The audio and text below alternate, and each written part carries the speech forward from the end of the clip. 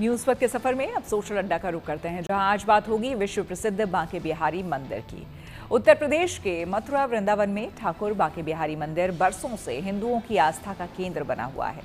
UP सरकार की ओर से यहां कॉरिडोर बनाने की तैयारी है और इसको लेकर अध्यादेश भी जारी कर दिया गया है। लेकिन मंदिर की सेवा करने वाला गोस्वामी समाज इस अध्यादेश को मानने के लिए बिल्कुल भी तैयार नहीं है और इसका लगातार विरोध कर रहा है। पूरा गोस्वामी समाज एक सुर में कह रहा है कि बांके बिहारी मंदिर में ना ही न्याय की आवश्यकता है और ना ही कॉरिडोर की। यही नहीं, सेवायतों ने धमकी दी है कि अगर सरकार ने उनकी बातों को नहीं माना तो वे ठाकुर बांके बिहारी को यहां से लेकर कहीं और पलायन कर जाएंगे। हमारे सहयोगी मदन गोपाल शर्मा ने गोस्वामी समाज के कुछ लोगों से बात की और उनकी राय जानी। गोस्वामी जी, क्या चाहते हैं आप लोग, क्या मामला है? देखिए, हम तो ये चाहते हैं जिस तरीके से बिहारी जी की व्यवस्था पूर्व में चल रही थी, मंदिर का प्रबंधन, मंदिर के 4 गोस्वामी और 3 अन्य लोग बाहर के जो चुने जाते थे, जिसका मामला न्यायालय में लंबित है, उसी तरीके से चलना चाहिए। सरकार को पहले तो इस चीज में कोई हस्तक्षेप करना ही नहीं चाहिए, सरकार का अधिकार भी नहीं बनता। ये गोस्वामियों की एक निजी मंदिर है, जिसमें हम पिछले 550 वर्ष, ये मंदिर तो लगभग 280 वर्ष पूर्व बना है। हम 550 वर्ष से ठाकुर जी की वंश परंपरा में या ठाकुर जी के सेवायत हैं। हम किसी के वेतन के पुजारी नहीं बन सकते। हम अपने ही धन से ठाकुर जी की सेवा पिछले 300-400 वर्ष करते रहे। ये जो व्यवस्था आपको दिख रही है, आज वैभव दिख रहा है, ये हमारे पूर्वजों का परिश्रम है। जिस सुलखान सिंह रिपोर्ट का यहाँ पर जिक्र किया जा रहा है, उस सुलखान सिंह रिपोर्ट में 3 तरीके की व्यवस्थाएं थी। हमारी बात ये थी कि आप जो पहले और दूसरे तरीके की व्यवस्था थी, आपने उसमें कोई इंप्लीमेंट नहीं करा, कोशिश भी नहीं करी, यहाँ उससे संबंधित कोई बात नहीं करी। आपने सीधे ले जाकर के तीसरा कर दिया और करो विस्फोट करो, सब तोड़ो फेंको, जैसा कि ये बीजेपी गवर्नमेंट कर रही है कि बस बुलडोजर लाओ और तोड़ दो और तोड़ने के बाद अधिपत्य जमा लो।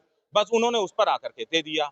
हमने कोर्ट से यही रिक्वेस्ट करी थी कि साहब, इसके अंदर ये जो 2 व्यवस्थाएं और हैं, उनको लेकर के व्यवस्था शुरू करवा दी जाए, तब हम कंसेंट देते हैं कि अगर तब भी नहीं कोई बात बनती है तो फिर कॉरिडोर की निर्माण की बात है। आप जब बिहारी जी मंदिर के कोष से देने की बात कर रहे हैं। अरे तो वही तो बात है, हम तो कह रहे हैं भाई कोष ही ले लो, और क्या चाहोगे, हम यहाँ से विस्थापित हो जाते हैं। क्या नुकसान होगा अगर कॉरिडोर बनता है और ट्रस्ट बनता है तो? सर, नुकसान ही नुकसान है, फायदा क्या है।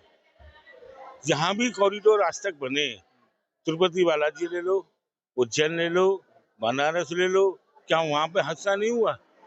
तिरुपति जी पे अभी हादसा हुआ है, अभी भी लोग मरे हैं। महाकाल में भी हुआ है, बनारस में भी अभी कुछ दिन पहले मरे हैं। तो ये कॉरिडोर की विकल्प थोड़ी है, बहुत सारे रास्ते हैं। सबसे बड़ा नुकसान तो भैया ठाकुर जी की सेवा पूजा का है। जो हमें विरासत में सेवा पूजा मिली है, स्वामी हरदास जी के समय से जो पूजा पद्धति चली आ रही है, आज भी उसी क्रम में पूजा पद्धति चलती है। नए लोग आएंगे, नया ट्रस्ट बनेगा, नए जो पुजारी घोषित होंगे, वो कैसे पूजा कर सकते हैं? जो भाव हम लोगों के अंदर है, जन्मजात है, पीढ़ी दर पीढ़ी जो पूजा करते आ रहे हैं, उसमें विघ्न पड़ेगा। सबसे पहला नुकसान तो ये है। उसके बाद जो नुकसान होगा वो बात की बात है, ठाकुर से वाला कोई नुकसान नहीं है। कहते हैं कि भीड़ बहुत बढ़ गई है, इस कारण ये सारा कुछ किया जा रहा है, भीड़ को नियंत्रित करने के लिए।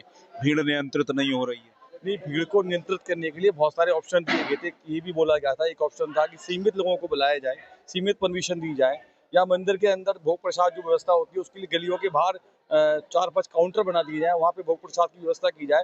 मंदिर का भोग भंडार हो, वहाँ से प्रसाद लिए जाए, मालाओं को रोक दिया जाए। बहुत सारी चीजें हैं जिसमें व्यवस्था हो सकती है। ये तो आखिरी वाला ऑप्शन था जो पहले आ गया है।